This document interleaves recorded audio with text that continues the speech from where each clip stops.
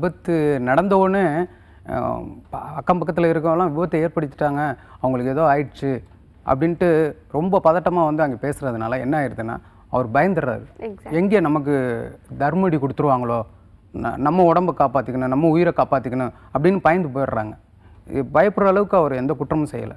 அதாவது motor vehicle ஆக்ட்லேயே சொல்லியிருக்க விஷயம் என்னென்னா, நீங்கள் வந்து ஸ்பீடாக போகாதீங்க, கவனக்குறைவாக போகாதீங்க.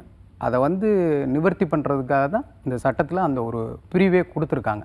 அப்படி இருக்கும்போது விபத்து நடந்த உடனே சட்டம்னா நம்ம தார்மீக பொறுப்பு எடுக்காமல் போயிட்டோன்னு நினச்சிக்கோங்க, அங்கே அந்த அவருடைய இழப்பை யாரும் ஈடு செய்ய முடியாது. அதனால தான் நம்ம வந்து இவங்க பயந்துடுறாங்க.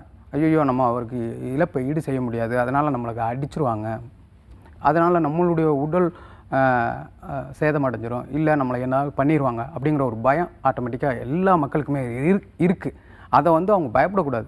ஆக்சிடென்ட் நடந்துருச்சு, அதுக்கப்புறம் நம்ம என்ன செய்ய முடியும் அப்படிங்கிறத தான் முயற்சி பண்ணி பார்க்கணும். அவருடைய உடம்புல எந்த இடத்துல பாதிப்பு இருக்குது, உடனே மருத்துவ சிகிச்சைக்கு தான் கொண்டு போகணும். இதை வந்து அந்த டிரைவரே செய்யலாம்.